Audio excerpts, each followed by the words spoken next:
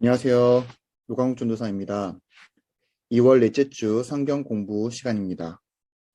오늘 저와 함께 부르실 찬양은 505장 온 세상 위하여라는 찬양입니다. 오늘 우리에게 주신 하나님의 말씀은 사도행전 2장 41절에서 47절 말씀입니다. 제가 읽어드리겠습니다. 그 말을 받은 사람들은 세례를 받음에 이날에 신도의 수가 3천이나 더하더라.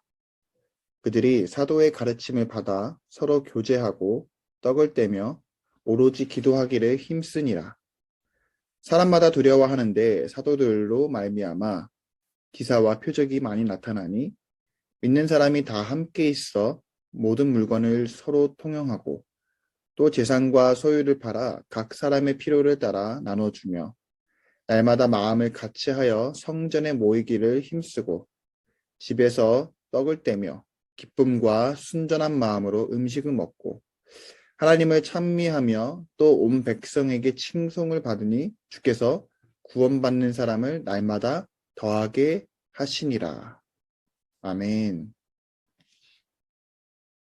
지난 시간 제가 왕의 신 예수 따르기 프로젝트 이 과정에서 지난 시간에는 성경을 어떻게 이야기로 읽을 수 있는가에 대해서 나누어 봤습니다. 이 성경은 하나님 나라에 대한 이야기로 각 시대별로 신정체제, 또 군주제, 그리고 그리스도의 통치로 나누어 볼 수 있다고 말씀드렸습니다. 성경에 이제 각 권마다 전해주고 있는 메시지에 대해서 각 시대별로 배경이 다 있지만 한 분 하나님, 즉 예수 그리스도를 향해 있다는 사실을 우리가 알게 되었을 때 이제 우리는 그 사실을 그냥 아는 것으로 더 이상 멈춰서는 안 됩니다. 신앙생활에서 가장 중요하다고 제가 생각하는 것은 이겁니다. 바로 아는 것에 멈추지 말고 직접 내가 실천함으로, 행함으로 인해 내 삶 속에서 정말로 깨닫게 되어지는 것, 내 마음으로 진짜로 고백할 수 있는 것, 이것이 정말 나의 믿음이라고 생각되어집니다. 예수님께서 정말 내 안에 계시고 그리고 하나님의 그 말씀이 나의 삶을 정말로 이끌어 가신다라는 것을 우리가 깨닫게 되어지는 것까지 우리가 나아가야 될 줄 믿습니다.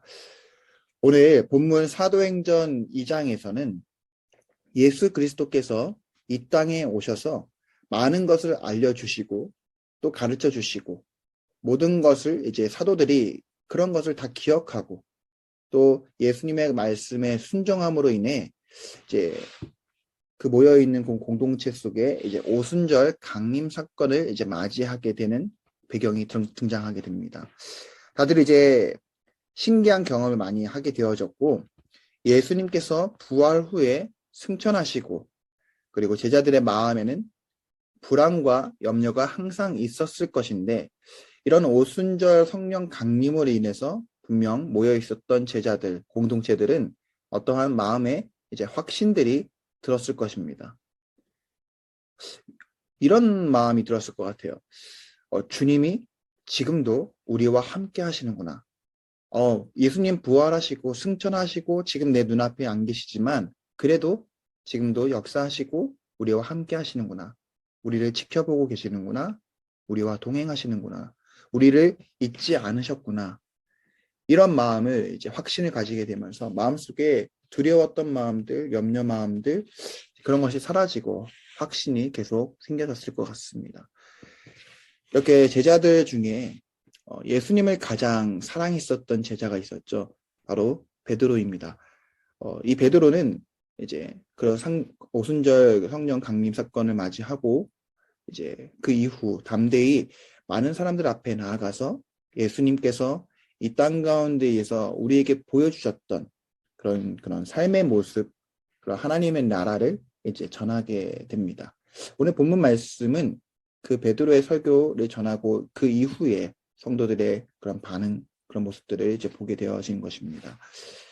성령님께서 그렇게 역사하시고 또 성도들을 이끌어 가시고 제자들을 이끌어 가시는 그 모든 과정 속에서 이 베드로의 설교를 들은 많은 무리들, 많은 사람들은 세례를 받게 되고 또 그날 신도의 수가 3천 명이나 늘어났다라고 오늘 말씀을 통해 기록되어져 있습니다.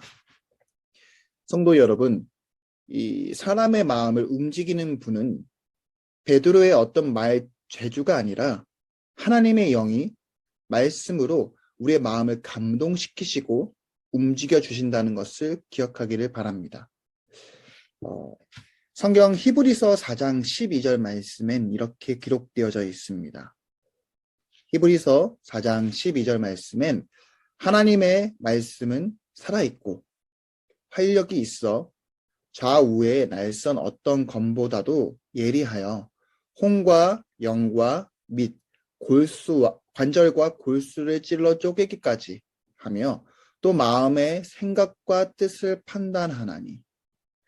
네, 이 말씀 구절 많이 암송도 하고 많이 기억됐던 말씀 구절인데 정말 하나님의 말씀은 살아 역사하시고 또 읽을 때마다 우리의 마음 가운데에 어떤 분별력이 생겨지면서 또 내 생각과 내 마음에 있는 그 뜻을 또 바로 잡아주고 하는 것들을 우리가 많은 것을 경험을 해봤을 것입니다.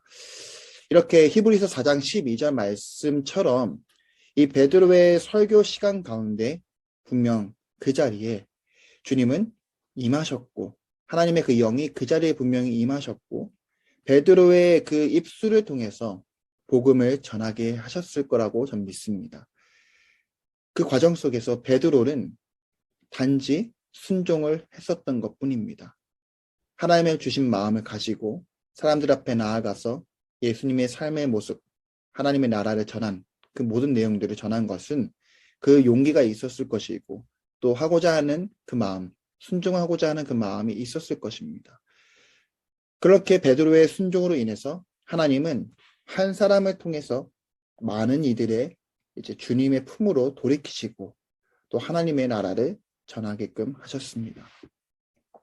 오늘 본문 이 사도행전에 나온 내용뿐만 아니라 하나님은 우리에게 성경에 있는 여러 책들 또 여러 이야기로 우리에게 다가오셨습니다.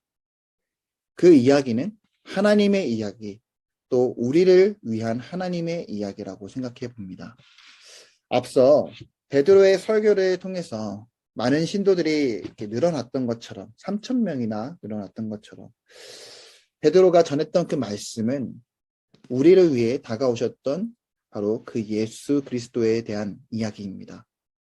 그리고 그 이야기는 우리를 예수 그리스도께로 인도하고 있습니다. 성도 여러분, 성경을 적절하게 우리가 이해를 하고 있다면 또 많은 것을 알고 있다면 우리와 성경 간의 그 관계는 사실상 우리와 성경에 있는 그 하나님, 우리와 하나님 간의 그 관계로 확장해서 생각해 볼 필요가 있습니다. 하나님은 인격체로서 말씀을 통해서 우리에게 말씀하시기 위해 또 이 앞에 놓여져 있는 이 성경을 우리에게 주셨습니다. 그렇다면 이제 우리는 이제 하나님께서 원하시는 그 삶을 살고 변화됨으로 하나님께 영광을 돌릴 수 있도록 우리가 살아가야 합니다. 성경에 보면 많은 내용들이 있지만 그 가운데서 우리가 묵상하고 나아갈 때 내가 하나님께 어떤 모습으로 나아가야 될지 스스로 우리가 마음을 점검하시고 나아가기를 바랍니다. 이렇게 성경을 우리가 읽어가다 보면 물론 과거의 이야기죠. 과거로 이제 살펴봄으로 인해서 앞으로 우리가 살아가고 있는 그런 미래들, 그리고 현재의 삶, 그런 것들을 우리가 살펴볼 수가 있습니다. 과거를 봄으로써 앞으로 우리가 어떻게 살아가야 되는지 미래적 관점으로 생각해 볼 수 있는데 이런 관점에서 우리가 하나님을 사랑하고 내 이웃을 사랑하라고 말씀하시는 그 하나님의 말씀을 어떻게 순종해야 할까? 이 땅에 살아가는 우리의 삶 속에서 이 시대에서 이 성경의 이야기를 우리가 어떻게 삶으로 구현해 나갈 수 있을까? 어떻게 하면 우리가 하나님의 나라를 이 땅 가운데 실현시킬 수 있을까? 우리가 작은 것부터 실천해야 된다고 봅니다. 첫째는 물론 많은 것들이 있겠지만 오늘 이 성경을 보면서 이 첫째는 우리는 이것을 배워야 합니다. 우리 앞에 놓여져 있는 이 성경을 읽음으로 인해서 성경의 이야기로, 과거의 이야기로 되돌아가는 법을 배워야 합니다. 과거의 그런 교훈을 우리가 보고 듣고 배움으로 인해서 앞으로 다가오는 세상에서 나아가는 그 방향성, 그것을 잡을 수가 있습니다. 구약에 많은 인물들이 나옵니다. 다윗도 나오고 이사야도 나오고 또 신약에 예수님도 나옵니다. 바울, 베드로도 나옵니다. 많은 사람들의 인물들이 있는데 이 많은 인물들이 또 예수님 포함해서 하나님이 그들을 어떻게 인도하든 그들은 모두 두려워하지 않았습니다. 이처럼 우리도 오늘날 이 이야기를 삶으로 보여주는 과정에서 하나님께서 우리를 인도하실 것에 대해서 두려워해서는 안 됩니다. 성경을 읽다 보면 내가 이것을 변할 수 있을까? 내가 나아갈 수 있을까? 걱정하고 염려되는 부분들도 있지만 우리는 성경을 통해서 과거의 이야기를 봄을 통해서 하나님은 신실하시고 우리의 길을 인도하신다라는 것을 우리가 믿어 의심치 않고 두려워하지 않고 나아가야 합니다. 둘째로는 우리가 이렇게 생각해야 됩니다. 우리는 과거에 머무름으로써 안전을 얻을 수 있다고 생각해서는 안 됩니다. 바울이나 베드로가 살던 세상에서 이 복음이 의도한 바를 알아낸다고 해서 우리의 그 임무가 끝나는 것도 아닙니다. 그러니까 하나님이 현재의 세상을 통해 우리에게 하시는 말씀을 알 수 있는 분별력이 있어야 된다고 합니다. 우리가 지금 맞이하고 있는 이 코로나를 맞이하면서 많은 변화를 가져다 주었습니다. 또 모이기에 힘든 상황을 많이 마주하게 됩니다. 이렇게 살아가는 이 시대에서 하나님의 의도가 무엇인지, 그리고 나를 향한 하나님의 그 계획이 무엇인지, 과거의 것으로만 머무르고 있는 것이 아닌 이제는 지금도 새롭게 하나님께서 역사를 세워가시고 쓰고 계시고 또 이루어 가신다는 것을 우리가 하나님의 인도하심이 무엇인지를 우리는 성경을 통해서 그 하나님의 뜻을 구해야 합니다. 사람들은 보통 변화를 두려워합니다. 또 과거를 머무르면서 안전을 얻을 수 있다고 생각을 많이들 합니다. 과연 그럴까요? 물론 그런 부분도 있겠지만 우리가 주어진 이 삶 속에서 하나님의 뜻을 항상 구하고 나아갈 때에 변화를 요구할 때 두려워해서는 안 되고 또 항상 언제나 어디서든 하나님께서 함께 하신다는 것을 잊지 말고 우리가 변화를 통해서 하나님께 나아가야 될 줄 믿습니다. 이렇게 다양한 모습, 다양한 접근으로 인해 우리가 어디서든 이제 하나님의 말씀을 들을 수 있는 환경이 되어졌습니다. 그리고 우리 앞에 주어진 이 성경책, 우리는 이 성경을 이야기로 읽어 나갈 때 이 성경은 이 성령님의 그 능력으로 예수 그리스도에 대한 좋은 소식을 품고 미래를 직면할 수 있는 확신을 가질 수가 있습니다. 언제나 어디서나 함께 동행하시는 그 하나님의 그 영이 지금도 우리와 함께 계시고 우리를 인도하심을 잊지 마시기를 바랍니다. 말씀 중에 구절 중에 이런 게 있죠. 너희는 먼저 그의 나라와 그의 의를 구하라.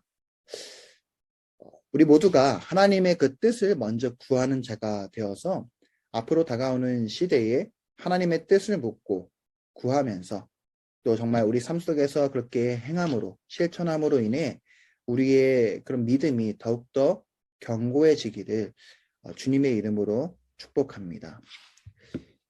이제 우리 주님께서 가르쳐 주신 기도로 오늘 성경 공부를 마무리하겠습니다. 하늘에 계신 우리 아버지, 아버지의 이름을 거룩하게 하시며 아버지의 나라가 오게 하시며 아버지의 뜻이 하늘에서와 같이 땅에서도 이루어지게 하소서. 오늘 우리에게 일용할 양식을 주시고 우리가 우리에게 잘못한 사람을 용서하여 준 것 같이 우리 죄를 용서하여 주시고 우리를 시험에 빠지지 않게 하시고 악에서 구하소서. 나라와 권능과 영광이 영원히 아버지의 것입니다. 아멘.